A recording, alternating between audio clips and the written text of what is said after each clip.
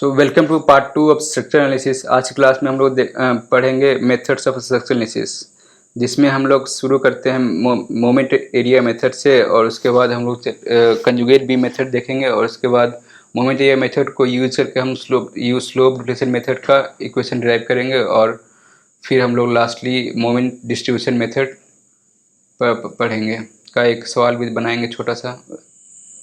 आज हम शुरू करेंगे बीएमडी और एसएफडी ड्राइंग डायग्राम से। तो उसके लिए हम साइन कन्वेंशन पढ़ लेंगे बीएमडी और एसएफडी का।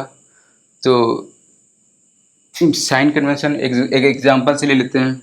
मान लें सबसे सिंपल एग्जांपल सिंपली सपोर्टेड का, और यहाँ पे पी लग रहा है बीच में, तो यहाँ पे रिएक्शन P/2 और यहाँ पे रिएक्शन P/2।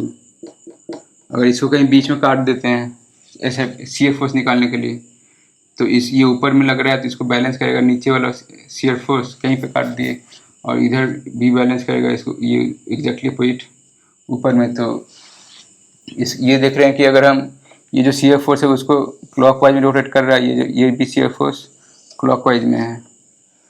तो क्लॉकवाइज एसएफडी जो है ना, क्लॉकवाइज एसएफडी अगर क्लॉकवाइज हो तो पॉजिटिव लेते हैं, और एंटी क्लॉकवाइज हो तो नेगेटिव लेते हैं। ये साइन कन्वेंशन एसएफडी का। तो और उसी को फिर अगर इधर काट के देखें तो ये आ गया नीचे की ओर, उसी का अपोजिट साइड में ऊपर की ओर। तो ये हम देख रहे हैं कि ये निगेटिव की ओर है, और ये भी निगेटिव की ओर है, नेगेटिव एंटी क्लॉकवाइज में है। तो ये एंटी क्लॉकवाइज नेगेटिव हो गया, ये भी एंटी क्लॉकवाइज नेगेटिव हो गया। ये क्लॉकवाइज है तो ये पॉजिटिव हो गया, ये पॉजिटिव हो गया।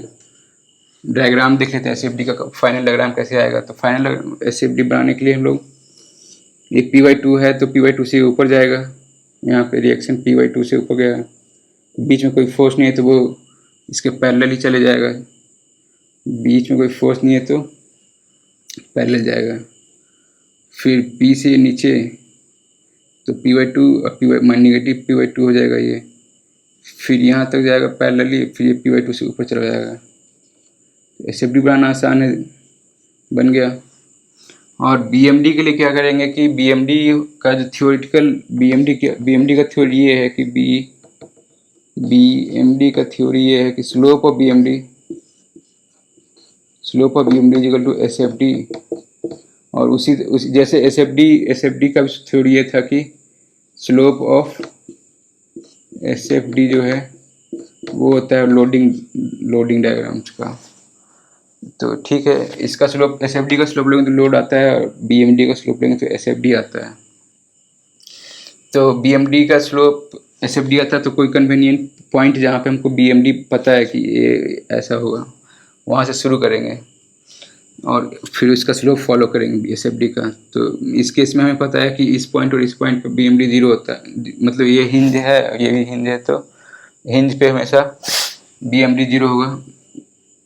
तो यहाँ पे शुरू करते हैं, यहाँ पे 0, ये बीम हो गया, और यहाँ पे 0 है, और इसका स्लोप पॉजिटिव है, तो पॉजिटिव डायरेक्शन में हम लोग बढ़ेंगे ऊपर। ये पॉजिटिव डायरेक्शन हो गया, नेगेटिव हो गया, तो ये नेगेटिव वाला नहीं, ये पॉजिटिव की ओर बढ़ेंगे, बढ़ते जाएंगे।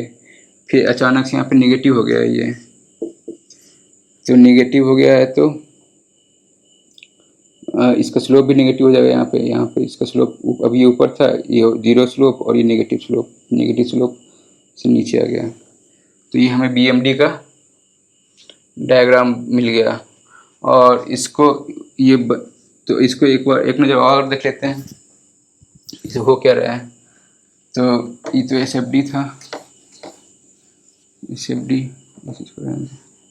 ये एसएफडी था। बीएमडी अगर हम बनाए हैं तो कैसा उसका साइन कन्वेंशन क्या फॉलो हुआ है। तो इस केस में होता क्या है कि बीएमडी में जो साइन कन्वेंशन होता है वो क्लॉकवाइज एंटी क्लॉकवाइज से डिसाइड नहीं होता, वो डिसाइड होता है टेंशन साइड और कंप्रेशन साइड से। तो इस केस में अगर ये ऐसे डिफॉर्म कर रहा है और हमारा बीएमडी ऊपर की ओर आया है, तो इसका मतलब है कि बीएमडी हम कंप्रेशन साइड में बनाते हैं, और इसे एक और बीएमडी जो है कंप्रेशन साइड में बनता है। ये कंप्रेशन साइड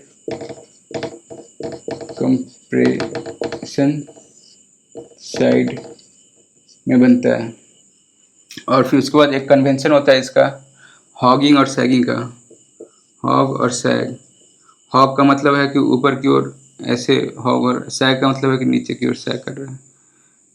तो ये, और सैगिंग को हम पॉजिटिव लेते हैं और हॉगिंग को नेगेटिव लेते हैं। इस केस में भी हम देख रहे थे कि ये बीम जो है वो सैग कर रहा था, तो इसको हम पॉजिटिव ऊपर की ओर ड्रा हुआ, और ये ऊपर की ओर ड्रा हुआ, तो ये पॉजिटिव हो गया। ये यहाँ पे तो ज़्यादा क्लियर नहीं है। फिर एक और केस ले लेते हैं एसएफडी का। वो अगर इसी सिंपली सपोर्टेड को अगर फिक्स्ड कर देते हैं, फिक्स्ड कर देते हैं, तो ये सिंपली सपोर्ट है, ये फिक्स्ड बीम हो गया, और ये पी लगा रहे हैं। तो यहाँ पे इसका रिएक्शन, इसको फिक्स हटाएंगे और पी रिएक्शन और एक बेंडिंग मोमेंट, फिर यहाँ पे ये हटाएंगे पी रिएक्शन और एक बेंडिंग मोमेंट, ये इक्विवेलेंट डायग्राम हो गया। तो इसका एसएफडी बनाएंगे, तो एसएफडी बनाने के लिए बस शियर फोर्स की जरूरत है। तो शियर फोर्स ये पी, इधर अगर ये पी था तो ये P/2, फिर पी से नीचे आ जाएगा, और फिर P/2 ऊपर, फिर ये बन गया एसएफडी हमारा बन गया, ये पॉजिटिव और ये नेगेटिव। ठीक है, तो एसएफडी के बाद हम बीएमडी पे आते हैं। तो बीएमडी ड्रॉ करने के लिए हम देखेंगे कि कौन सा साइड कंप्रेशन में और कौन सा साइड टेंशन में है, और हम कंप्रेशन साइड में वो बीएमडी बनाना शुरू करेंगे। तो इसका हम डिफ्लेक्शन देख लेते हैं। डिफ्लेक्शन कैसा होगा, अगर ये फिक्स्ड बीम है, फिक्स्ड बीम है और यहाँ पे पी फोर्स लग रहा है, तो ये ऐसे और ऐसे करके ऐसे डिफ्लेक्ट करेगा। इसका डिफ्लेक्शन डायग्राम ऐसा होगा। तो इससे हमें पता चल रहा है कि इतना जो पोर्शन, ये पॉइंट ऑफ इन्फ्लेक्शन आ गया बीच में, और इतना जो पोर्शन है वो ऊपर में कंप्रेशन में है, ये ऊपर में कंप्रेशन में है, और इतना जो पोर्शन है वो नीचे में कंप्रेशन में है, नीचे में कंप्रेशन में। तो इसको हम शुरू करेंगे, ये भी पोर्शन नीचे में कंप्रेशन, तो इसको शुरू करेंगे हम लोग नेगेटिव से, नीचे की ओर से, और यहाँ पे जो है वो नेगेटिव आएगा, और इधर भी नेगेटिव आएगा, और दोनों साइड से हम शुरू कर सकते थे। तो जो पहले इस साइड से शुरू करके देख लेते हैं। तो नेगेटिव है, फिर इसका स्लोप पॉजिटिव फॉलो करेंगे। इसका स्लोप जो है बीएमडी का स्लोप यहाँ पॉजिटिव है, तो पॉजिटिव डायरेक्शन में जाएंगे। यहाँ के बाद वो नेगेटिव चला जाता है, तो नेगेटिव डायरेक्शन में जाएंगे। तो ये बन गया। इसको अभी इसी डायग्राम को हम उस साइड से बना सकते थे। ये इधर नेगेटिव है, इधर नेगेटिव, और ये स्लोप इसका इधर नेगेटिव है। तो अगर यहाँ पे से हम, ये हो गया नेगेटिव स्लोप, अगर, और ये हो गया पॉजिटिव स्लोप। तो पॉजिटिव स्लोप हमें यहाँ से नहीं लेना है, नेगेटिव स्लोप लेना है। तो नेगेटिव स्लोप ऐसे जाएगा, फिर यहाँ से पॉजिटिव स्लोप, तो पॉजिटिव स्लोप सेम डायग्राम। तो कन्वेनियंट ये होता है कि हम लेफ्ट से शुरू करें, और स्लोप भी एसएफडी का जो बीएमडी का जो स्लोप है वो एसएफडी होता है, और वो फॉलो करें। तो ये, और फिर एक ये जनरल केस में हम लोग ये देख रहे हैं कि, और इस केस में ये है कि ये जो पोर्शन है वो, ये इतना जो पोर्शन है वो सैग कर रहा है, और इतना जो पोर्शन है वो, ये दोनों पोर्शन हॉग कर रहा है। तो सैग वाला पोर्शन पॉजिटिव और हॉग वाला पोर्शन नेगेटिव, ऐसे साइन कन्वेंशन यूज कर लेते हैं। फिर ये एक और केस ले लेते हैं फ्रेम का। उसमें थोड़ा सा हम लोग, ये तो बेंडिंग मोमेंट डायग्राम एक अभी हमने देखा कि कंप्रेशन साइड में बनाते हैं, लेकिन कंप्रेशन साइड में अगर हमेशा बनाए तो थोड़ा क्लटर हो जाता है। तो उस क्लटर को हटाने के लिए हम लोग उल्टा डायरेक्शन में बना सकते हैं, वो तो कन्वेंशन है। तो फिर देख लेते हैं। ये फ्रेम जो है, मान लेंगे कि ये फ्रेम है,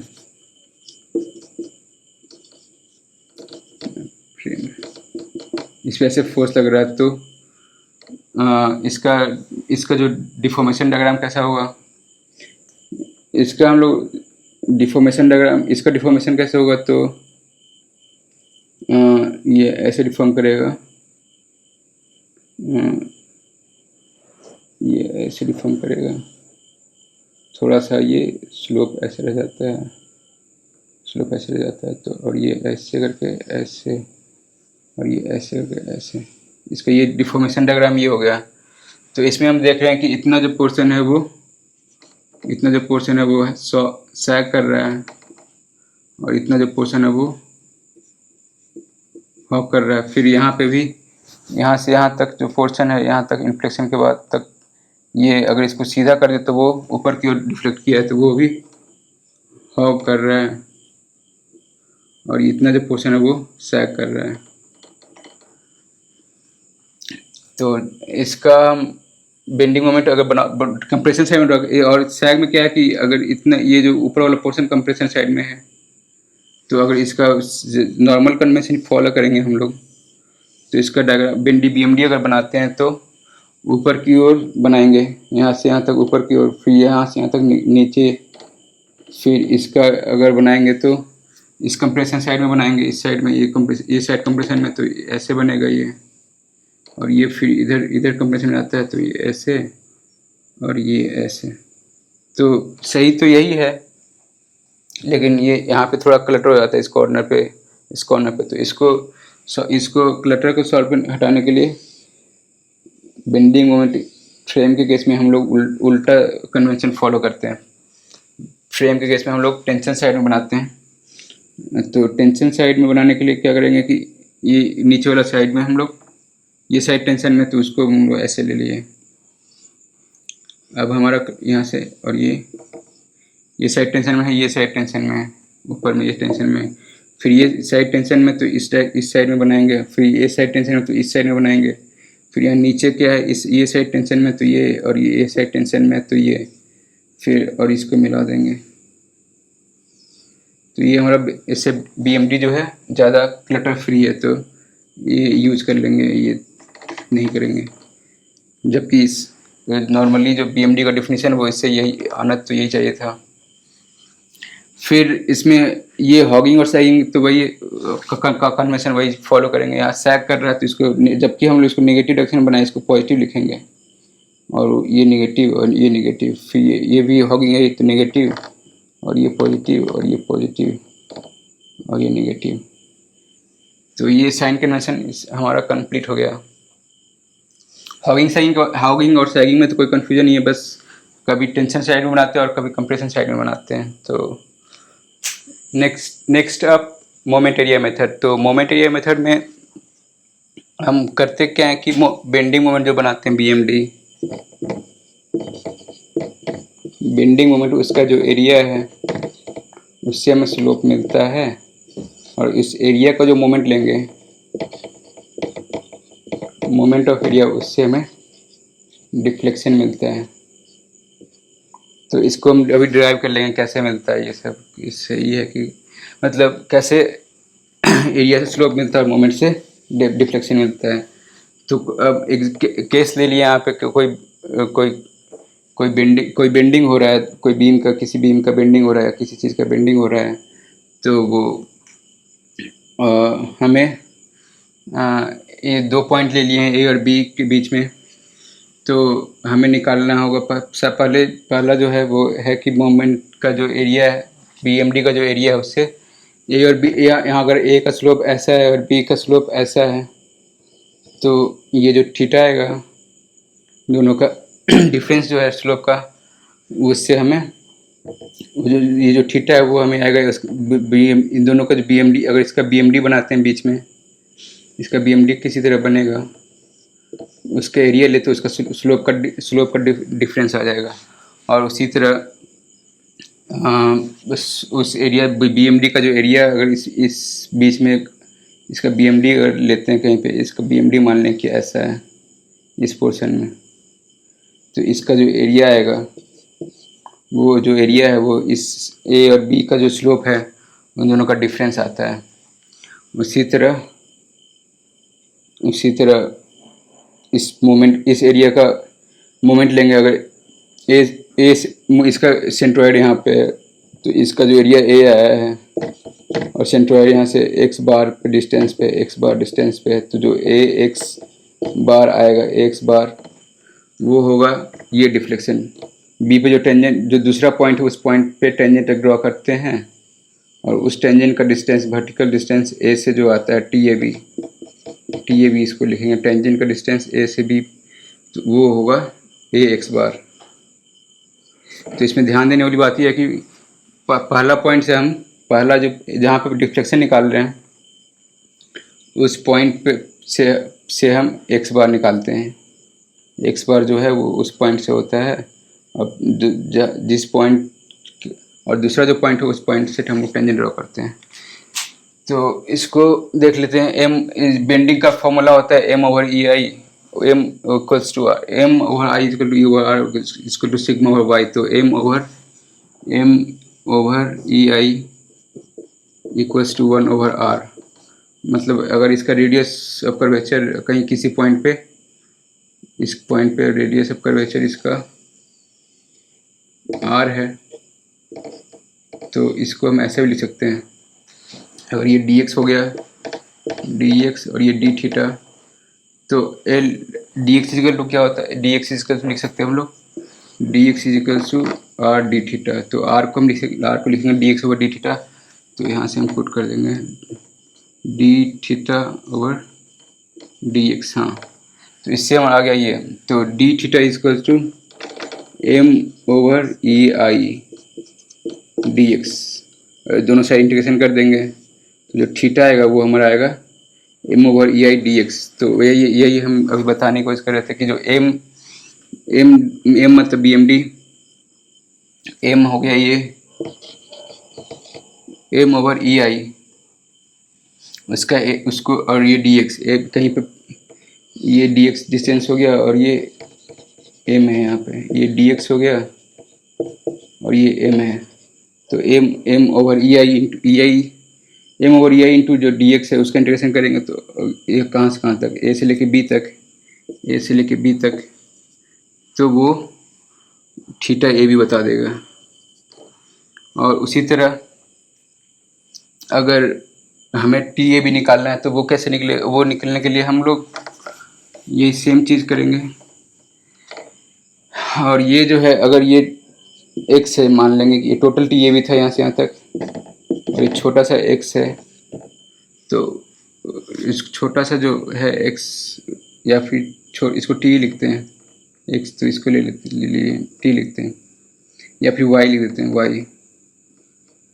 वाई इक्वल्स टू क्या होगा, वाई इक्वल्स टू होगा ये, अगर ये जो पॉइंट यहाँ से एक्स डिस्टेंस पे है, तो एक्स डी थीटा, एक्स और डी थीटा, ये जो छोटा सा आर्क बन रहा है, हमारा छोटा सा ट्रायंगल बन रहा है, इसमें ये एंगल डी थीटा है और ये डिस्टेंस एक्स है, तो ये वाई जो है वो हो जाएगा एक्स डी थीटा।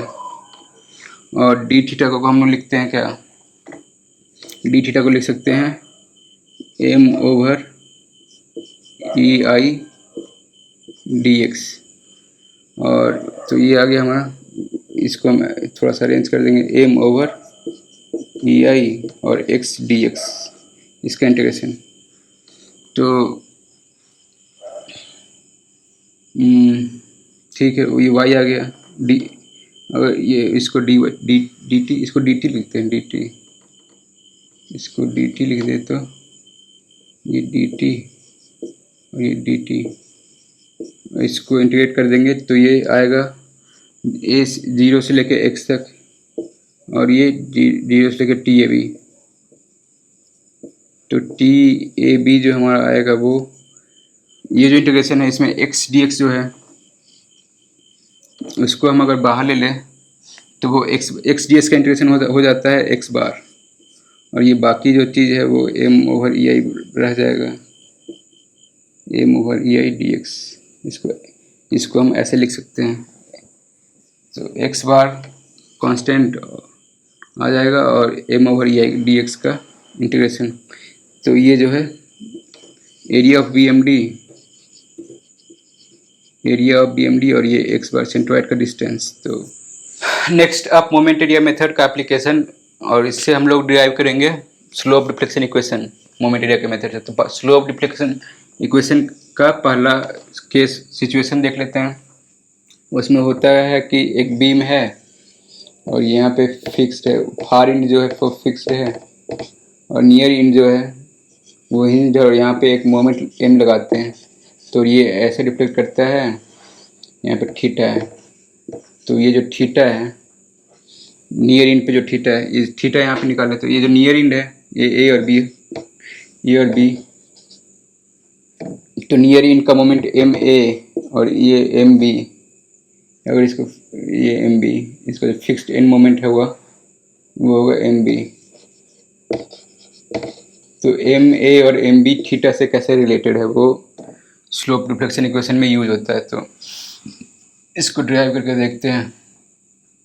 तो इसका हम लोग बी एम डी बनाएंगे, तो इसको हम लोग थोड़ा सा सिंप्लीफाई कर देंगे। सिंप्लीफाई करने के लिए क्या करेंगे, ये जो बीम है उसको सिंपली सपोर्टेड बना देंगे, सिंपली सपोर्टेड बनाएंगे। और ये जो फिक्स था उसको सिंपली सपोर्टेड बनाने के लिए क्या करेंगे, एक यहाँ पे एक्सटर्नल मोमेंट लगा देंगे एम बी।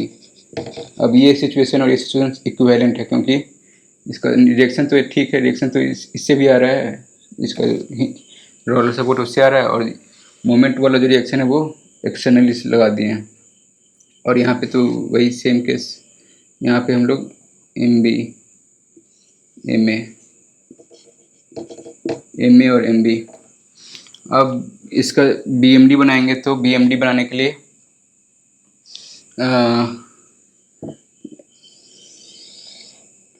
ये जो इस बी एम डी को देखेंगे, तो अगर इसका डिफ्लेक्शन डायग्राम देखेंगे तो ये जो पोर्शन, इतना जो यहाँ पे इन्फ्लेक्शन है और यहाँ इतना जो पोर्शन है वो यहाँ हॉग कर रहा है, और इतना जो पोर्शन वो सैग कर रहा है। तो हॉगिंग पोर्शन में नीचे वाले डायरेक्शन में कंप्रेशन आ रहा है, और सैगिंग पोर्शन में ऊपर वाले में कंप्रेशन आ रहा है। तो देख लेंगे। तो एम बी जो है वो हमें वो हॉग करवा रहा है, तो वो नेगेटिव आएगा, एम बी यहाँ से नेगेटिव, और एम ए पॉजिटिव आ रहा है। और इसका जो एस एफ डी है, ठीक है, तो इसको अगर एम ए लिनियरली बाहर करके यहाँ 0 हो जाता है, और एम बी जो है लिनियरली बाहर करके यहाँ पे 0 हो जाता है, और ये प्लस और ये माइनस, और ये दोनों जहाँ पे बराबर होगा, यहाँ पे मान लें बराबर होगा, जो पॉइंट है वही इन्फ्लेक्शन पॉइंट होगा। यहाँ पे जो पॉइंट है ये पॉइंट ऑफ इन्फ्लेक्शन है, और ये एम ए और ये एम बी, ये हमने कैसे ड्रॉ कर लिया अभी, तो वो अलग इसको थोड़ा सा सेपरेट करके देख लेते हैं। तो अगर एक सिंपली सपोर्टेड बीम है और यहाँ पे एम लगा रहे हैं, तो ये डायग्राम कैसे आया था तो वो देख लेंगे। तो अगर यहाँ पे एम लगा रहे हैं, तो इसका पहले यहाँ पे हम लोग क्या करेंगे, एस एफ डी, और एस एफ डी के बाद बी एम डी बनाएंगे। इस केस में इसको स्क्रैच से कैसे बनाएंगे, तो एस एफ डी बनाने के लिए इसका यहाँ पे ये एम है और ये लेंथ एल है। तो अगर ये इसका फोर्स बैलेंस है, तो ये यहाँ पर रिएक्शन आएगा एम ओवर एल, और यहीं पे सीधा इसी का कोई बीम पे कोई और कोई फोर्स नहीं है, तो ये वर्टिकल फोर्स नहीं है, तो ये वर्टिकल फोर्स बैलेंस हो जाएगा एम ओवर एल नीचे की डायरेक्शन में। तो इसका जब एस एफ डी बनाएंगे, तो ये नीचे, फिर ये ऊपर, फिर ऐसे ये नेगेटिव, फिर इसका हम लोग बी एम डी बनाएंगे। बी एम डी हमें यहाँ पे पता है कि ये एम है, यहाँ पे लेफ्ट साइड से शुरू कर रहे हैं, यहाँ पे एम पता है, और ये नेगेटिव स्लोप है, यहाँ जो स्लोप है वो नेगेटिव है, तो नेगेटिव डायरेक्शन में इसको बढ़ाएंगे, और यहाँ बढ़ते बढ़ते हुए 0 है। अगर स्लोप एम है, नहीं, इसका ये एम है और इसका स्लोप कितना है, एम ओवर एल, तो अगर ये एल डिस्टेंस जाएगा तो M over L into L distance जाएगा, तो इतना घट जाएगा, और ये एंड पॉइंट पे 0 आ जाएगा। तो ये हमने देखा कि ये डायरेक्टली हम इसको कैसे, ये जो अभी ड्रॉ किए वो कैसे आया था इससे। तो फिर से देख लेते हैं। अगर सिंपली सपोर्टेड कोई केस है, सिंपली सपोर्टेड केस है, और यहाँ पे एक मोमेंट एम लग रहा है, तो उसका हम लोग बी एम डी बनाएंगे। तो वो ऐसे एम यहाँ पे लग रहा है, और ये धीरे धीरे 0 हो जाता है। यही हमने ये किया। तो एम यहाँ पे भी वही सेम चीज़ यूज़ किया हमने। एम ए यहाँ पे है, तो और यहाँ पे एम ए है, और लिनियरली ये 0 हो गया। फिर यहाँ पे एम बी है, एम बी बना दिए, और लिनियरली ये 0 हो गया। और ये ऊपर वाला जो पोर्शन है वो सैगिंग है, तो उसको पॉजिटिव ले लिए, वो सैग करवा रहा है, और ये वाला जो पोर्शन है वो इसको ऊपर उठा रहा है, हॉक करवा रहा है, तो वो नेगेटिव ले लिए। और ये दोनों प्लस और माइनस, अभी हमने साइन कन्वेंशन देखा था हॉगिंग और सैगिंग का, वो हो गया। अब अब हम आते हैं ये तो BMD बन गया इसका। अब हम आते हैं इसका मोमेंट एरिया मेथड कैसे यूज़ करेंगे। तो इस केस में अगर B जो पॉइंट B है उस पर टेंजेंट बनाए तो ये टेंजेंट हो गया, और पॉइंट A पे जो टेंजेंट बनाए ये हो गया। तो ये इसका जो एरिया लेंगे हम, वही वो एरिया क्या होगा, ये जो दोनों टेंजेंट का जो एंगल डिफरेंस है वो मोमेंट का जो मोमेंट BMD का है, BMD का एरिया M/EI आएगा। मतलब इसको लिखेंगे theta equals to M/EI dx का इंटीग्रेशन। तो और इसको हम लिख सकते हैं क्या, ये जो टोटल एरिया है वो कितना होगा, M/EI dx। इंटीग्रेट नहीं करेंगे हम लोग, मतलब ट्रायंगल के एरिया से निकाल लेंगे। तो इतना प्लस में है हाफ MA इंटू L, ये प्लस में, और माइनस हाफ इतना MB इंटू L, ये थीटा आ गया। तो थीटा आ गया। और एक और रिलेशन एक और दो अननोन है MA और MB, तो एक और रिलेशन हम लिखेंगे, वो है डेल्टा का। अगर पॉइंट B पे हम टेंजेंट बनाए हैं तो वो टेंजेंट जो है A से क्रॉस कर रहा है। इसका मतलब जो है, इसका मतलब ये है कि TAB 0 है। TAB पॉइंट B पे जो टेंजेंट बना है वो उसका डिस्टेंस A से, पॉइंट B पे जो टेंजेंट बना है उसका डिस्टेंस A से 0 है इस केस में। तो वो इसको 0 है तो इसको अब 0 TAB आता कैसे, ये M/EI डायग्राम का मोमेंट से। तो इसका हम लोग निकाल लेंगे मोमेंट। कैसे निकलेगा, इस पॉइंट से A पॉइंट से हम लोग मोमेंट निकालेंगे। तो इसका 2/3 पे यहाँ से ये ऊपर वाले का और यहाँ से नीचे वाले का डिस्टेंस। तो इसको हम लोग ऐसे करेंगे कि half into MA into L, ये एरिया हो गया, और ये जो डिस्टेंस है वो यहाँ से L/3 है, L/3। फिर माइनस ये माइनस में है, तो half into MB into L, और ये जो है, ये जो डिस्टेंस है वो 2L/3 है, 2L/3। ये 0 से इक्वेट कर देंगे। इसका मतलब है कि ये अगर ये 0 से इक्वेट है तो ये एक पूरा का सम 0 है। इसका मतलब ये जो पोर्शन दोनों बराबर होगा, यहाँ हटा देते हैं। इससे हमारा आ जाएगा क्या, हाफ हाफ कट जाएगा और L स्क्वायर कट जाएगा, 3 कट जाएगा। इससे हमें आ जाएगा क्या, MA equals to 2MB, MA equals to 2MB। अब इसको हम यहाँ पे पुट कर देंगे। ये तो आ गया हमारा, इसको हम यहाँ पे लिख देते हैं MA इक्वल्स टू 2MB। इसका मतलब है कि जो नियर इन का जो मोमेंट है वो फार इन का मोमेंट से 2 गुना है। तो यहाँ पे पुट कर देते हैं। MA नियर इन का मोमेंट अगर निकालना है तो MB को यहाँ से रिप्लेस कर देंगे, half into L MA minus MB क्या होगा, MB होगा MA/2। तो ये आ गया हमारा 1MA टाइम्स L/4। इससे हम आ गया, और ये बाई EI थीटा को हम लिखते हैं बार, EI को हम इसको यहाँ ले आएंगे। बार बार हम इसको भूल जाते हैं, तो इसको याद रखना है कि ये EI थीटा है। EI को हम नॉर्मली इस इक्वेशन को वही साइड ले आएंगे और गुना करके रखेंगे, तो इससे हमारा थोड़ा सॉल्यूशन क्लटर नहीं होगा। तो EI theta equal to ML/4। इससे थीटा MA इक्वल टू आ गया 4EI/L थीटा, और MB आ गया हमारा, MB आ गया 2EI/L थीटा। ये तो एक स्लोप डिफ्लेक्शन का पहला केस में है। दूसरा स्लोप डिफ्लेक्शन में 3 टर्म है। एक ये टर्म होता है नियर इन वाला, एक फार इन वाला, और एक टर्म होता है वो होता है डिफ्लेक्शन वाला। तो अभी डिफ्लेक्शन वाला भी ड्राइव करके फिर तीनों को कंबाइन कर देंगे। तो देख लेते डिफ्लेक्शन वाला कैसे आया। डिफ्लेक्शन वाला केस में क्या करते हैं, ये फिक्स्ड है, ये फिक्स्ड है, तो और ऐसे है। डिफ्लेक्शन वाला केस में करते क्या है कि इसको मान लेते हैं कि ये ऐसे डिफ्लेक्ट कर गया है। दूसरा जो डिस्टेंस फार इन जो है वो नियर इन से डेल्टा डिस्टेंस नीचे या फिर ऊपर गया है, तो देख लेते हैं इसका भी कैसे। तो ये इसका मोमेंट ऐसे आएगा और इसका मोमेंट ऐसे आएगा,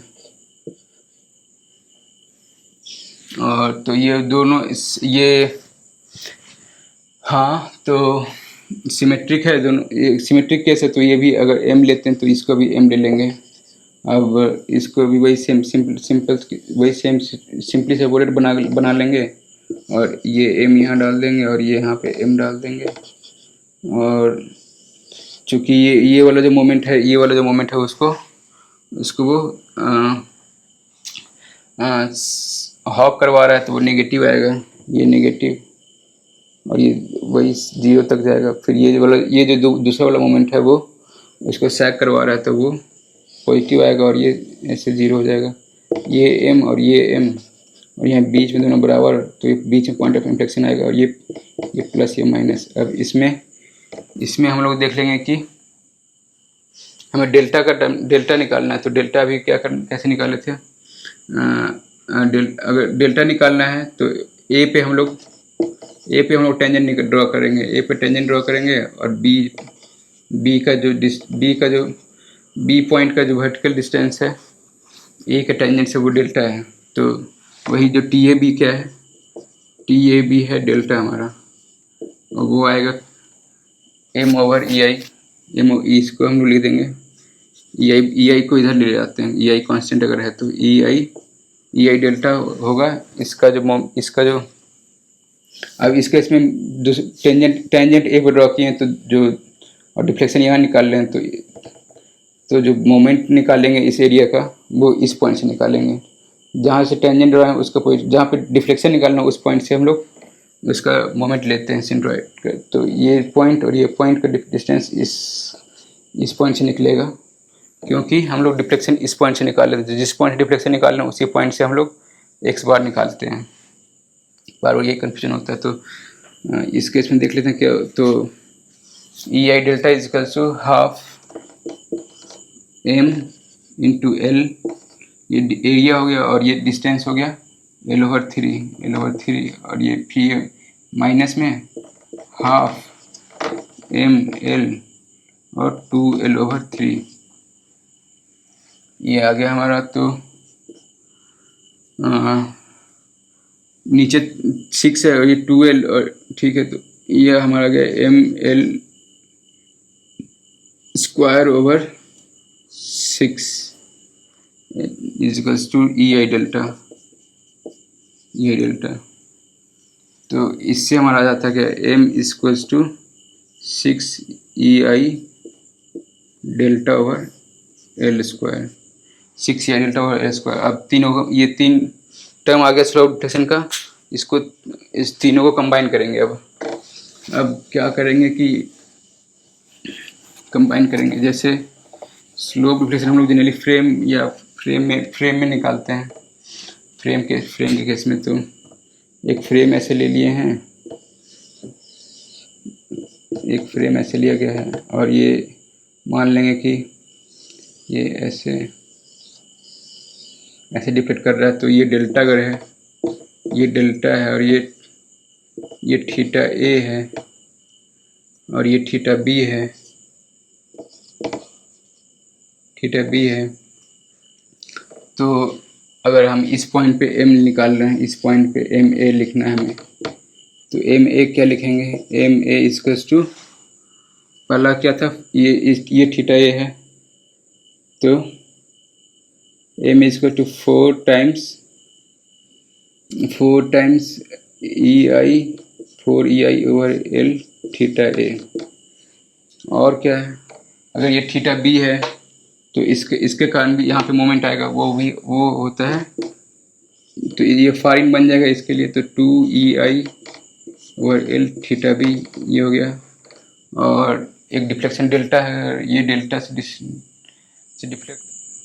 तो बेसिकली हम बताना चाह रहे हैं कि जो यहाँ पे माइनस आता है 6 E I delta over L square, ये माइनस आता है। अगर नॉर्मल कन्वेंशन फॉलो कर रहे हैं ना हम लोग, तो ये थीटा और ये डेल्टा, डेल्टा हम लोग यहाँ पे नेगेटिव डायरेक्शन लिए थे, इसलिए जो है यहाँ पे नेगेटिव आ गया। अगर ई आई 2EI/L कॉमन लेंगे तो 2θ A प्लस θB माइनस 3 डेल्टा/L, ये स्लोप डिफ्लेक्शन का इक्वेशन है। और m इक्वल्स टू, इसमें थोड़ा सा हम लोग ऐड कर देते हैं m fixed end moment MF। Next आप ये मोमेंट एरिया मेथड को ही यूज करेंगे और हम लोग डिराइव करेंगे एक कॉन्सेप्ट है जो हम लोग मोमेंट डिस्ट्रीब्यूशन मेथड अभी जो बाद में पढ़ेंगे, थोड़ा कुछ देर बाद पढ़ेंगे। उसमें एक कंसेप्ट होता है स्टिफनेस का, वो स्टिफनेस ऑफ मतलब मेंबर वो उसमें निकालते हैं। जैसे मतलब अभी बता देते हैं, जैसे कोई मेंबर है और यहाँ पे है और यहाँ पे कोई मोमेंट लगा देते हैं, तो ये मेंबर और ये मेंबर,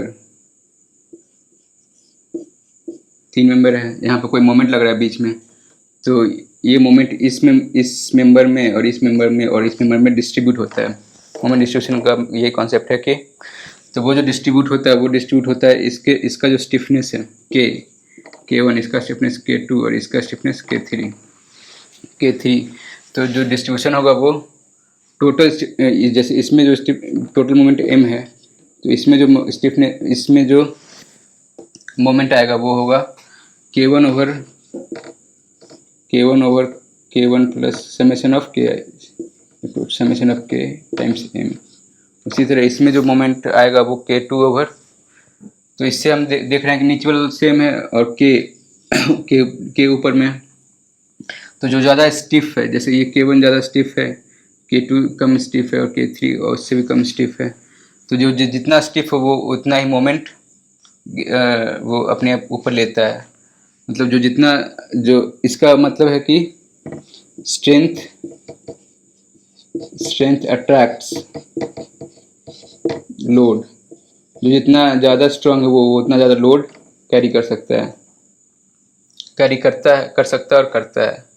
तो स्टिफनेस जो K1 और K2 और K3 वो निकालेंगे हर केस में। लगभग 3 केस लेते हैं, एक फिक्स्ड केस, एक हिंज्ड केस और एक रोलर केस। हर केस में कितना स्टिफनेस आ रहा है, तो एक सबसे पहले फिक्स्ड केस ले लेंगे। फिक्स्ड केस में अभी हमने फिक्स्ड केस है कि ये फिक्स्ड है और ये जो पॉइंट है, और यहाँ पे हम लोग मोमेंट लगा रहे हैं, ये हिंज्ड है और ये पॉइंट है, यहाँ पे मोमेंट लगा रहे हैं। तो हमें निकालना है कि यहाँ पे ये डिफ्लेक्शन ऐसे डिफ्लेक्ट करेगा और ये थीटा, तो m और थीटा में क्या रिलेशन है, तो ये फोर्स स्टिफनेस होता है क्या, स्टिफनेस होता है फोर्स इक्वल्स टू, हम लोग kx पढ़ते स्टिफनेस ऑफ स्प्रिंग में पढ़े थे, तो वही k जो है स्टिफनेस होता है। उसी तरह यहाँ पे m equals to k theta आएगा। जो यहाँ पे m लगा रहे हैं तो थीटा कैसे वेरी कर रहा है, m का फंक्शन कैसे आ रहा है, तो ये जो k आएगा वही स्टिफनेस होगा। तो अभी पिछला प्रॉब्लम में हम m ये डिराइव किए थे, वो कितना आया था, m equals to 4EI/L theta. तो ये है हमारा ये इस केस का स्टिफनेस, फिक्स्ड केस का स्टिफनेस 4EI/L। अब दूसरे केस में ये तो अभी हम ड्राइव किए थे। इसको कैसे ड्राइव किए थे हम लोग, इसको हम ड्राइव किए थे, मान लेंगे कि यहाँ पे ये m है और ये जो फिक्स्ड एंड है वहाँ पे यहाँ पे MA है और ये MB है और ये 0, यहाँ से ऐसे 0 और 0, ये प्लस और ये माइनस, और दोनों का यहाँ पे जो डिफ्लेक्शन है वो 0 इक्वल, इसका जो मोमेंट है डिफ्लेक्शन है TAB 0 से, और TAB 0 है और थीटा AB भी 0, theta AB equals to theta. इससे TAB इक्वल्स टू 0 से हमें एक रिलेशन आया था क्या, MA इक्वल्स टू 2MB और theta AB equals to theta से हमें ये रिलेशन आ गया था, MA equal to 4EI/L theta. दूसरा केस ले लेते हैं स्टिफनेस का, तो वो दूसरा केस में होता है हिंज वाला केस। तो हिंज वाला केस में फार एंड हिंज्ड है और यहाँ पे हिंज है, यहाँ पे मोमेंट m लगा रहे हैं। इस मोमेंट के कारण ये इस ऐसे डिफ्लेक्ट करेगा। तो अगर ये थीटा से डिफ्लेक्ट करता है, इस मोमेंट लगाने के कारण जो ये अगर ये यहाँ से थीटा से डिफ्लेक्ट करता है नियर इंड पे, तो फार इंड पे जो डिफ्लेक्शन होता है वो होता है θ/2। अब हम इसका बेंडिंग मोमेंट डायग्राम बनाएंगे। तो बेंडिंग मोमेंट डायग्राम बनाने के लिए ये m है और इस पॉइंट पे बेंडिंग मोमेंट 0 और ये लिनियरली 0 हो जाएगा। अब तो दोनों का टेंजेंट का अगर इसका एरिया निकालना है, एरिया निकालेंगे और m/ei का एरिया बराबर ये जो दोनों का यहाँ पे टेंजेंट दोनों का डिफ्लेक्शन ये थीटा है, θ/2 ये θ/2 है, थीटा तो 3/2 θ। तो हम लोग लिखेंगे कि ei 3/2 θ इक्वल्स टू इसका एरिया है हाफ m टाइम्स l, तो हाफ कट जाएगा और m equals to 3ei/l theta. और तो यही k है हमारा दूसरा केस में k 3ei/l थीटा। और एक और केस होता है, वो केस होता है रोलर वाला केस में अगर हम देखें तो ये फार एंड जो है वो रोलर पे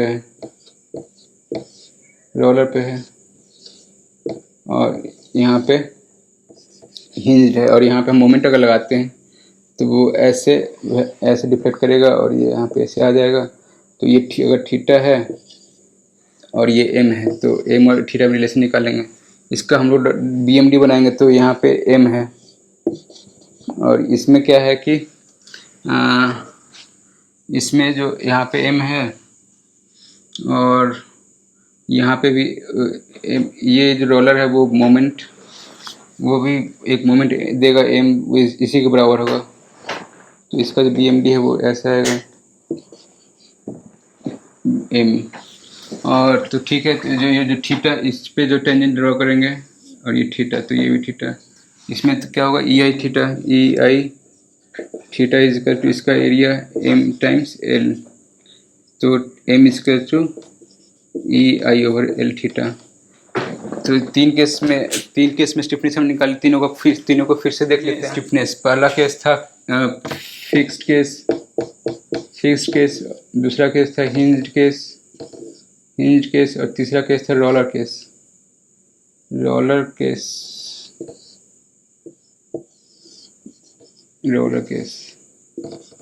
तो इसमें आगे हमारा अगर थीटा से डिफ्लेक्ट करवा रहे हैं तो, और इसमें थीटा से डिफ्लेक्ट करा और इसमें थीटा से डिफ्लेक्ट कर रहे हैं तो थीटा इसका जो स्टिफनेस हो गया वो 4ei/l, इसका 3ei/l और इसका ei/l। नेक्स्ट अप हम देखेंगे कॉन्जुगेट बीम मेथड। उसमें कॉन्जुगेट बीम और मोमेंट एरिया मेथड दोनों सिमिलर ही होते हैं, लेकिन दोनों में एक बेसिक अंतर ये है कि कॉन्जुगेट मोमेंट एरिया मेथड जो है वो कंटिन्यूस बीम के लिए एप्लीकेबल। अभी जो हमने मोमेंट एरिया का इक्वेशन डिराइव किया था वो एक कंटिन्यूस बीम के लिए डिराइव किया, वो डेरिवेशन आता है। और इसी में अगर कोई हिंज वगैरह या कोई रोलर मतलब स्लाइडर आ जाता है तो मोमेंट एरिया मेथड उस समय अप्लाई नहीं कर सकते हैं। तो उसके लिए हम लोग कॉन्जुगेट बीम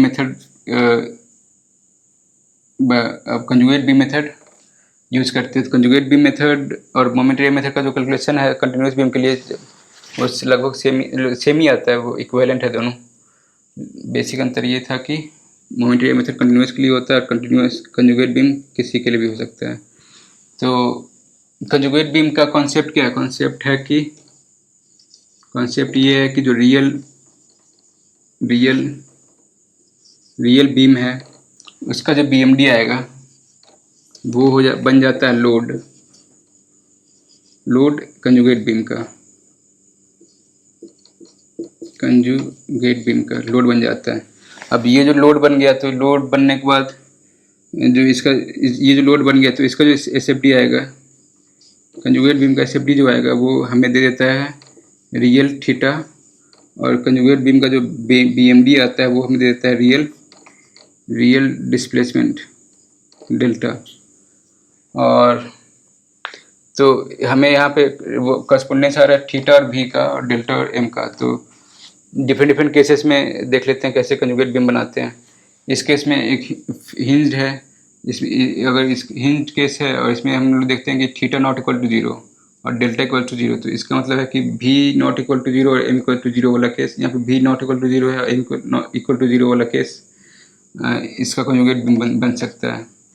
उसी तरह एक रोलर सपोर्ट है, वहाँ पे यहाँ पे थीटा नॉट इक्वल टू 0 होगा और डेल्टा इक्वल टू 0, तो उसी का करस्पॉन्डिंग भी नॉट इक्वल टू 0 और एम नॉट इक्वल टू 0। भी नॉट इक्वल टू 0 मतलब अगर हिंज वाला केस है उस केस में होता है भी नॉट इक्वल टू 0 और एम इक्वल टू 0। उसी तरह अगर हिंज है वहाँ पे डेल्टा इक्वल डॉट ये ऐसे डिफ्लेक्ट कर सकता है, ये ऐसे डिफ्लेक्ट कर सकता है, और यहाँ पे थीटा और डेल्टा दोनों नॉट इक्वल टू 0 है, और उसी का अगर हम कंजुगेट बनाएंगे तो एक रोलर सपोर्ट आएगा वहाँ उस पॉइंट पे, क्योंकि उस केस में भी और एम नॉट इक्वल टू 0 होते हैं। उसी तरह फिक्स्ड और रोलर का भी देख लेंगे, तो रोलर का वही सेम बनता है, रोलर का रोलर बनता है और हिंज का हिंज बनता है, और स्लाइडर का स्लाइडर बनता है और हिंज का हिंज बनता है। रोलर का हिंज हो जाता है, हिंज का रोलर हो जाता है, फिक्स्ड का फ्री हो जाता है, फ्री का फिक्स हो जाता है। अब इस पे एक सिंपल सा डेरिवेशन देख लेंगे। इसको अप्लाई करने के लिए एक हम कैंटिलीवर बीम लेते हैं, उसका हम लोग डिफ्लेक्शन निकालेंगे कंजुगेट बीम मेथड से। कंजुगेट बीम से तो ये ठीक है, ये ले लिए। इसका कंजुगेट बीम बनाएंगे हम लोग, तो ये ऐसे बनेगा। इसका हम लोग इस पे एक ऐसे लोड लग रहा है, डब्लू लोडिंग लग रहा है और ये लेंथ एल है। तो इसका जो यहाँ पे डब्लू इंटू एल यहाँ पे डिरेक्शन ऊपर की ओर, ये धीरे धीरे घट रहा है, डब्लू रेट से घट रहा है और घटते घटते 0 पे जाएगा। ये एसएफडी इसका बन गया ये भी बन गया रियल वाला डब्लू इंटू एल। और उसी तरह इसका जो बीएमडी बनेगा वो इस बीम है ये, और यहाँ पर 0 से शुरू करते हैं, और इसका स्लोप जो है अभी पॉजिटिव है, तो पॉजिटिव स्लोप लेते हैं।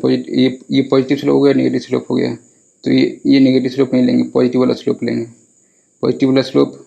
और देख रहे हैं कि पॉजिटिव वाला स्लोप धीरे धीरे और ज़्यादा पॉजिटिव होते जा रहा है, मतलब 0 से शुरू हो रहा है, 0 शुरू हो रहा है और धीरे धीरे स्लोप बढ़ते जा रहा है। तो ये इसको मिला देंगे ऐसे, तो ये लीनियर का पैराबोला जाता है, लीनियर है पैराबोलिक ये इसके। तो ये और ये इसका जो एरिया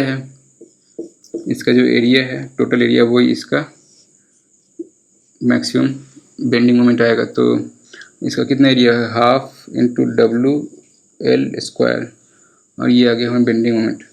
कंजुगेट बीम में करते क्या है, जो इसका जो बेंडिंग मोमेंट आया है वही कंजुगेट बीम का लोडिंग बन जाता है उलट करके, तो इसी को उलट देंगे, ऊपर कर देंगे। और ये कितना है, half W L square by E I कर देते हैं, by E I divided by E I, यही लोडिंग हो जाता है इसका। तो ई आई को बार बार लिखना पड़ता है।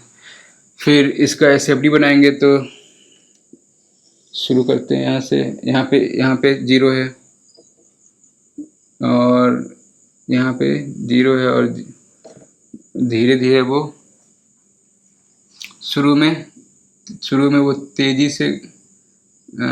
से बढ़ रहा है, बाद में वो धीरे से बढ़ रहा है। यहाँ पे तो ऐसे कर सकते हैं, इसका जो एसएफडी आएगा वो ऐसे आएगा। शुरू में जो एसएफडी का जो स्लोप है इसका लोडिंग का वैल्यू होता है। तो शुरू में जो इसका स्लोप है वो ज़्यादा है, बाद में इसका स्लोप कम है, तो इस करस्पॉन्डिंग ये सही आ गया। ये हो गया इसका V, और ये भी हो गया। एक बार फिर से लेते हैं, एसएफडी का जो स्लोप है वो लोडिंग का वैल्यू होता है जैसे, तो लोडिंग का वैल्यू शुरू में ज़्यादा था और बाद में 0 हो रहा है, तो ये ज़्यादा से कम।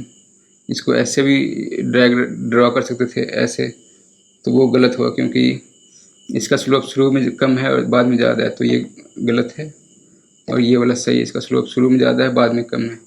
अब हम इसका BMD ड्रॉ कर लेंगे।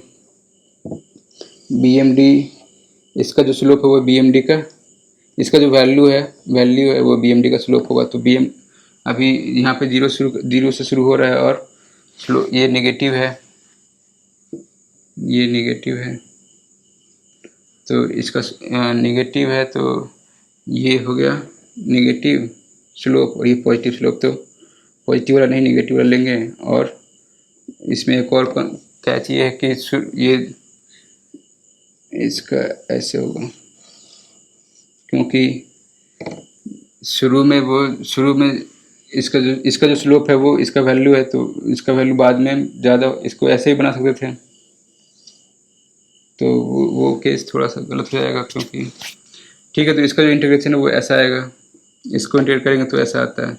अब इसका फ़ायदा ये है कि जो V आया है और जो M आया है कंजुगेट के केस में, वो हमें डायरेक्ट, ये जो M आया है वो M ओवर EI जो, तो वो हमें ये जो रियल बीम है वो इसका डिफ्लेक्शन डायग्राम ही होता है। ये जो है इसका जो डिफ्लेक्शन डायग्राम ऐसे बनाते हैं, तो ये जो डिफ्लेक्शन डायग्राम है वही सेम इक्विवेलेंट डायग्राम होता है M का। और इसका जो स्लोप होता है, इसका जो स्लोप है वो इसका, तो ये जो V है वो एक्चुअली में स्लोप होता है, और जो M है वो एक्चुअल में डिफ्लेक्शन होता है।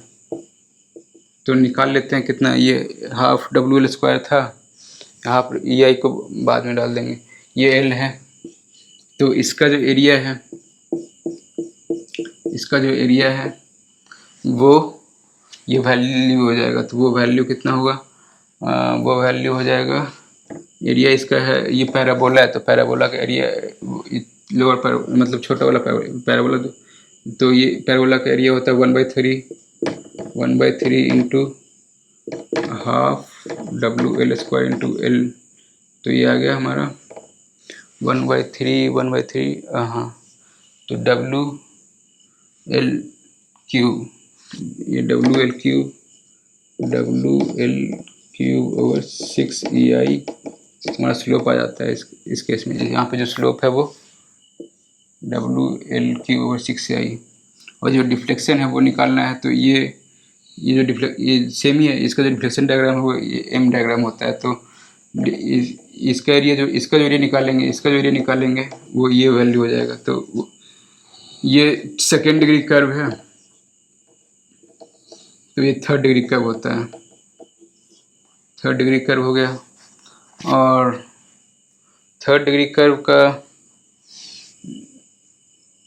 ठीक है, थर्ड डिग्री कर्व, तो इसका एरिया हम लोग निकालेंगे। तो इसका एरिया निकालने के लिए हम लोग क्या करेंगे, 2/3 3/4, हाँ ठीक है। इसका एरिया निकाल लेंगे। तो ये अगर कोई रेक्टेंगल में ये थर्ड डिग्री कर्व इंस्क्राइब्ड है, तो ये जो पोर्शन होता है, ये वाला पोर्शन, जैसे 2 डिग्री कर्व था तो हम लोग एरिया 1/3 इसका 1/3 लेते हैं। उसी तरह 1/3 टाइम्स ये। उसी तरह अगर ये थर्ड डिग्री कर्व है, तो थर्ड डिग्री कर्व का ये वाला अगर एरिया लें, ये वाला नीचे वाला, तो वो होगा 1/4, और ऊपर वाला अगर एरिया लें तो वो हो जाएगा 3/4 टाइम्स ये तो 3/4 टाइम्स WL³ ओवर 6 EI और इंटू L, और ये कट जाएगा 3 से 2, तो WL4 ओवर 8 EI इसका जो है डिफ्लेक्शन आ गया हमारा। तो आज का क्लास हम लास्ट मोमेंट डिस्ट्रीब्यूशन मेथड से ख़त्म करेंगे, छोटा सा एग्जांपल लेके। तो मोमेंट डिस्ट्रीब्यूशन मेथड और स्लोप डिफ्लेक्शन मेथड दोनों में हम लोग एक फिक्स्ड एंड मोमेंट याद करके रखते हैं। तो वो फिक्स्ड एंड मोमेंट पहले हम डिराइव कर लेंगे। डिराइव कैसे मतलब आता है, जैसे ये फिक्स्ड और फिक्स्ड केस में अगर है, और ये जो क्वेश्चन है उसमें इधर कंटिन्यूस लोडिंग और एक पॉइंट लोड लगा हुआ है, तो ये इसका फिक्स्ड एंड मोमेंट में होता है क्या कि दोनों इन फिक्स्ड है और उस पर लोड लग रहा है, तो इसका जो मोमेंट है वो कितना आएगा। तो इसको हम लोग ड्राइव करते हैं। अगर ये W लोड लग रहा है तो इसका कैसे ड्राइवेशन होता है, तो इसका BMD बनाते हैं हम लोग। BMD बनाएंगे तो इसका BMD बनेगा हमारा, अगर हम सिर्फ इसको सिंपली सपोर्टेड में इसको जो है simply supported plus simply supported, जिसमें बस इसमें लोडिंग लग रहा हो एक केस में, दूसरे केस में बस मोमेंट लग रहा हो, ऐसे बाइफरकेट कर देते हैं। तो इस केस में क्या होगा कि इस केस में इसका जो बेंडिंग मोमेंट आएगा वो कैसा आता है, एक पैराबोलिक आता है मतलब। तो इस केस में इसका बेंडिंग मोमेंट ऐसा आएगा और इस केस में इसका बेंडिंग मोमेंट ऐसा आएगा, ये पॉजिटिव और ये नेगेटिव, और दोनों को मिला देंगे तो हमारा ये बेंडिंग मोमेंट दोनों को मिलाने के बाद ठीक है। तो अब इसमें हम लोग वही वाला bending moment area method use करके करेंगे क्या कि डी जो दोनों का इसका जो बेंडिंग मोमेंट है इसका तो ये ठीक है ऐसा आएगा। तो ये जो मोमेंट इससे मोमेंट एरिया मेथड से क्या है कि ये जो स्लोप है दोनों का पॉइंट ए और बी का जो थीटा ए बी है वो 0 है, theta A B equals to 0 है। तो इस यही पुट करेंगे हम लोग, यही यूज करेंगे। और इसका तो थीटा ए बी 0 है, इसका मतलब कि ये इसका एरिया और इसका एरिया दोनों को जोड़ देंगे तो वो भी 0 आएगा। तो ये इसका एरिया कितना होगा, अगर ये W है तो इसका SFD ऐसे बनेगा, W into L over two इधर, W into L over two, तो ये और ये हो जाएगा इतना का एरिया। तो इतना का एरिया है half times W times L over two times L over two, W L square over 8 ये, और ये M है तो इस सिमेट्रिक केस में दोनों M होगा, इससे हमारा M आ जाएगा। इसका एरिया कितना होगा, ऊपर वाले का एरिया, टोटल एरिया कितना होगा स्लोप निकालने के लिए, इसका एरिया और इसका एरिया दोनों को जोड़ के 0 करेंगे क्योंकि स्लोप का डिफरेंस, दोनों का स्लोप का डिफरेंस 0 है। तो इसका एरिया हम जल्दी से निकाल लेते हैं, कितना है 2/3 times W L square over 8 into L, ये हो गया इसका एरिया और बराबर इसका एरिया, ये इसका एरिया तो simple M times L cut जाएगा और 2 से 4, तो हमारा M जो है आ गया W एल स्क्वायर ओवर 12। वही अगर ये तो W एल स्क्वायर 12 आ गया, वही अगर ये थोड़ा सा ऐसा होता है, ऐसा लोडिंग है तो ये मोमेंट और ये मोमेंट अभी हम डिराइव नहीं करेंगे, लेकिन थोड़ा सा इसको याद कर लेंगे हम लोग। ये आता है W एल स्क्वायर ओवर 20 और W एल स्क्वायर ओवर 30, ये सिंपल केस में 12 आया था, ये 20 और 30 आता है। उसी तरह हम पॉइंट लोड केस में भी वही सेम मोमेंट ये वाला मेथड यूज करके इसको तुरंत डिराइव कर लेंगे। तो ये अगर याद नहीं रहेगा तो ऐसे हम लोग याद रख लेते हैं, W एल स्क्वायर ओवर 12 इस केस में, और उस केस में PAB square over L square L cube. तो अगर वो केस है तो सिंपल केस ले लेते हैं। सिंपल केस है ये कि ये फिक्स्ड है और ये फिक्स्ड है और ये P लग रहा है, तो इसका बेंडिंग मोमेंट हमें आएगा सिंपली सपोर्टेड में इसको बाइफरकेट कर देंगे, और ये जो P वाइट इसका जो है ऐसे और ये ऐसे, ये प्लस और ये माइनस दोनों को, अब इसका भी दोनों का थीटा ए भी 0 है तो इसका एरिया और इसका एरिया दोनों को जोड़ देंगे तो एरिया से हमें स्लोप आता है, तो दोनों को जोड़ने के बाद वो 0 होगा। तो ये इसका SFD बनाते तुरंत अभी, तो P/2 L/2, और तो ये जो डिस्टेंस होगा वो P, ये एरिया होगा वो PL/4 आ जाएगा, PL/4। और ठीक है, तो अब टोटल का एरिया क्या होगा, half into PL/4 into L, और इसका एरिया है M इंटू L, तो इससे अगर आ गया हमारा M इजिकल्स टू PL/8। अगर वही हमें थोड़ा सा अगर ये P थोड़ा एसेंट्रिक होता है तो उस केस में P थोड़ा एसेंट्रिक होता है तो उस केस में ये ऐसा बनेगा, और ये भी थोड़ा सा एसेंट्रिक बनेगा, ये बेमोमेंट ज़्यादा होगा और ये ज़्यादा होगा, ये MA और ये MB। तो इसको भी उसी तरह से हम लोग इसमें दो इक्वेशन दो अननोन हो जाते हैं, सिमेट्रिक केस में एक अननोन कैंसिल हो जाता था, इसके में दो अननोन हो जाते थे, एक theta A B equals to 0 से आएगा और एक delta A B equals to 0 से आएगा, तो दोनों हमें सॉल्व हो जाएगा। तो एम ए इस केस में आता है, एम ए इक्वल टू, अगर ये ए है और ये बी है तो PAB², PAB², इस दूर वाले का, ये जो बड़ा वाला का स्क्वायर ये ज़्यादा है तो ये कम है, तो BAB² तो ये आ गया, ये आता है, तो ये हम लोग याद रखेंगे। ठीक है, ये याद रखेंगे।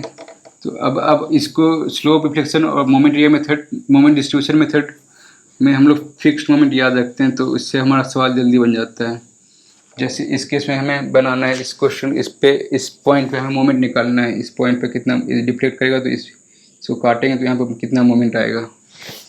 तो और कोई मेथड इसमें लगाएंगे तो बहुत लेंदी हो जाएगा, तो ठीक है। तो और इसमें मोमेंट डिस्ट्रीब्यूशन स्लोप डिफ्लेक्शन, तो पहले देख लेते हैं, स्लोप डिफ्लेक्शन देख लेते हैं। स्लोप डिफ्लेक्शन मेथड इसमें अगर यूज करते हैं तो यहाँ पे एक थीटा ए, फिर ये थीटा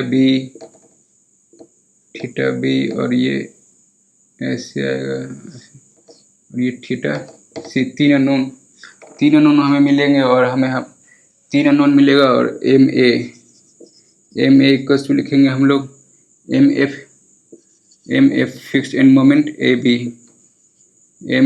बी प्लस क्या 2 theta A plus theta B, और इसमें डेल्टा मतलब ये डिफ्लेक्शन नहीं है, वर्टिकल डिफ्लेक्शन नहीं है, तो वो वाला टर्म अभी जीरो हो जाएगा।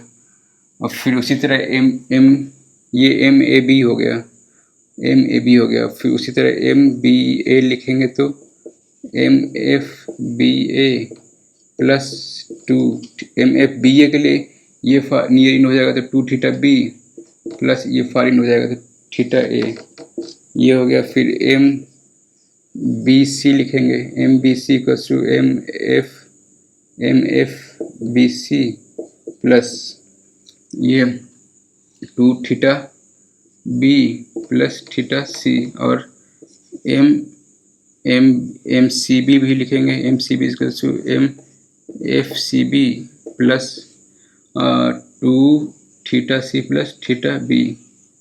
अभी थीटा यहाँ पे प्लस है माइनस है, वो उसका चिंता नहीं करेंगे, इसको अगर सॉल्व करेंगे ना तो अपने आप सारा, अगर पॉजिटिव आता है तो क्लॉकवाइज थीटा है, और नेगेटिव आता है तो यहाँ पे सारा हम लोग वही जो इक्वेशन होता है, यहाँ पे माइनस प्लस का चक्कर नहीं है, यहाँ पे सब प्लस ले लेंगे, और अगर रिजल्ट में प्लस आ रहा है तो हमें क्लॉकवाइज मोमेंट मिलना है, और नेगेटिव आया तो नेगेटिव करना।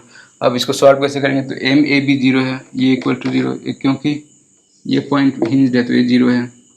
अब एम बी ए प्लस एम बी सी, यहाँ पे एम बी ए और एम बी सी दोनों का सम जीरो होगा, तो ये टोटल जीरो, और M C B equal to zero, ये भी हिंज्ड है, तो 3 इक्वेशन और 3 अननोन, तो ये सॉल्व हो जाएगा।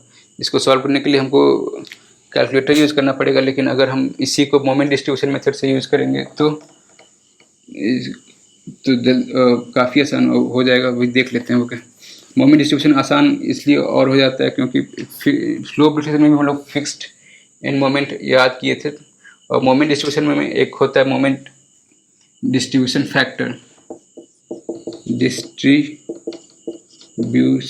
फैक्टर, और एक होता है कैरी ओवर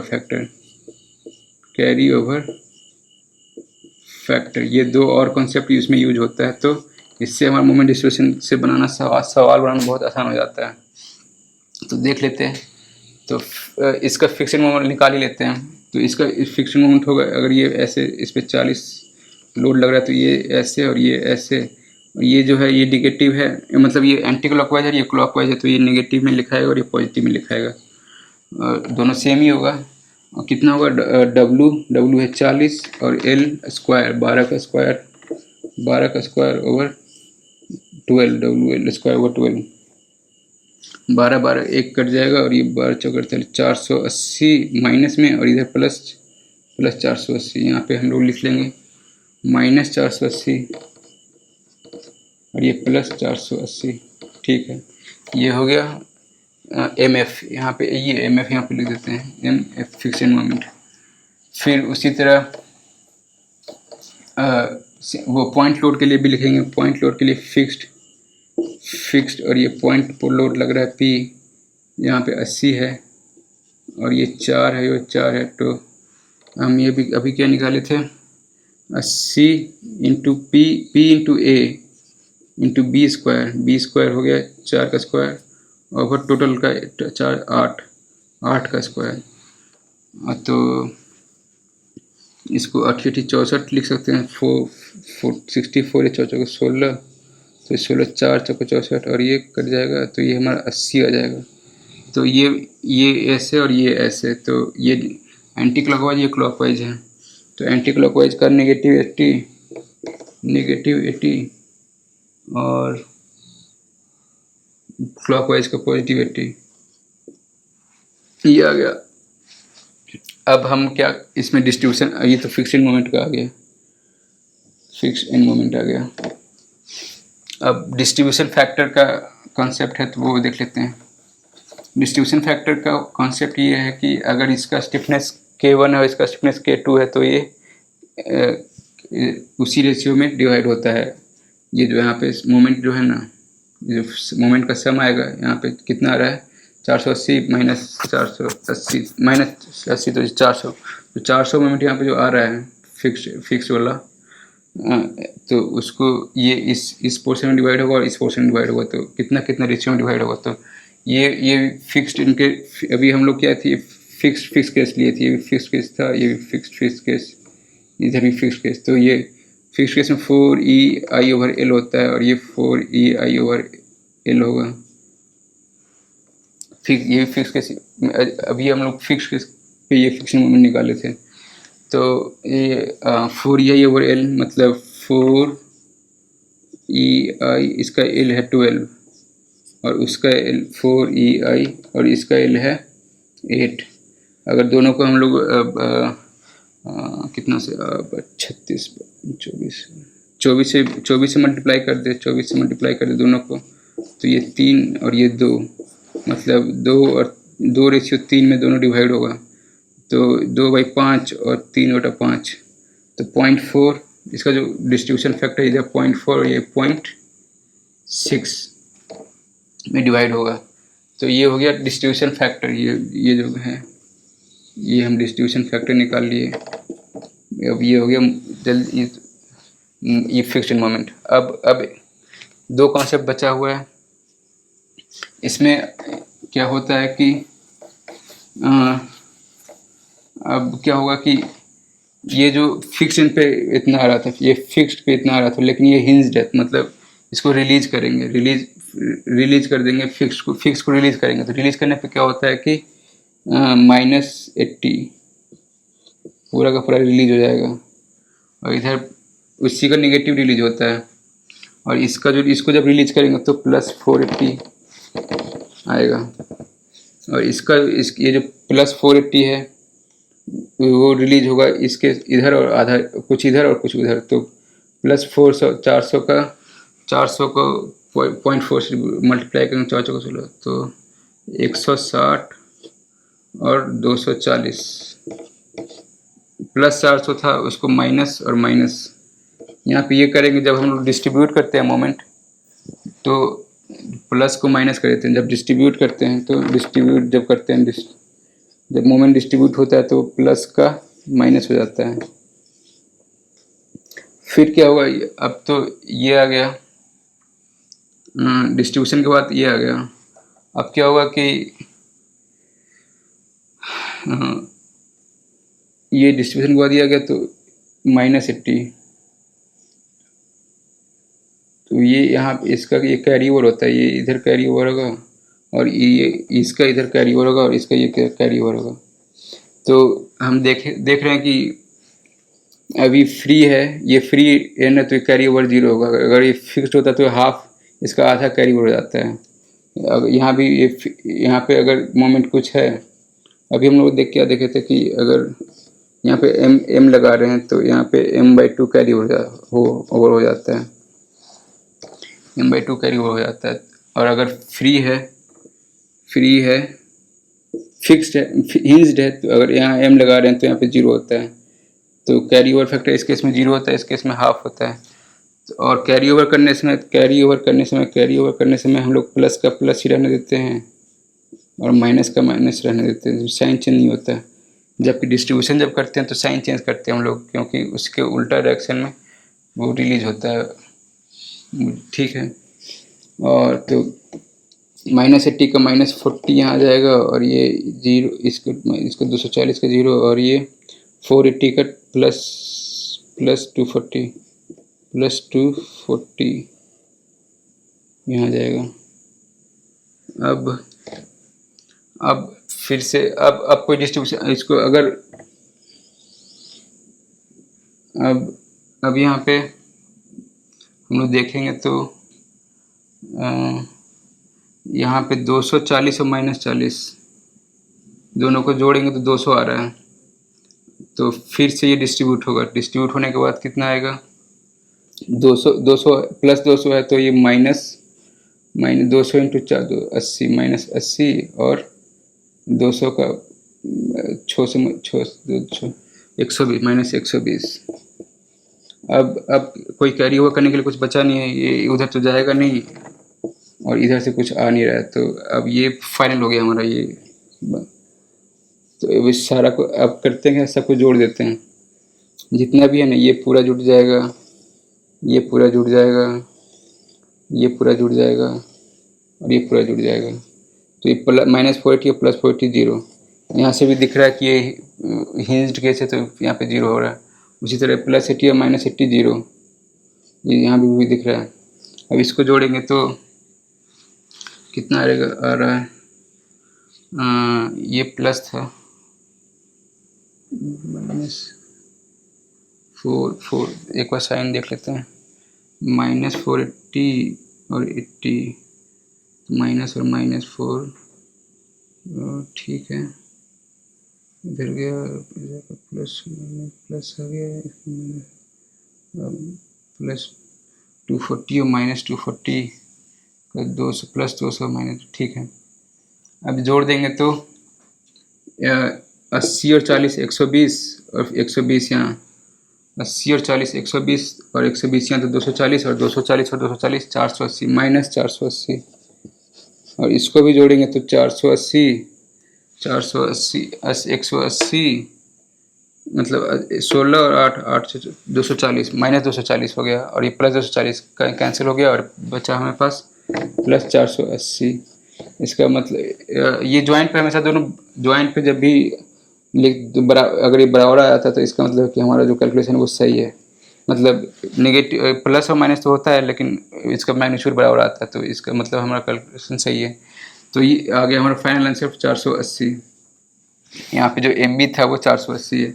इसको अगर हम BMD ड्रॉ कर लेते हैं इसका, उसके बाद इसको ख़त्म कर देते हैं। BMD हमारा आ गया, तो ये बीम हो गया, और इसका केवल इसका, ठीक है। अगर इसका हम लोग BMD ड्रॉ किए थे तो ऐसे आता है, और उसका जो BMD ड्रॉ किए थे तो ऐसे आएगा।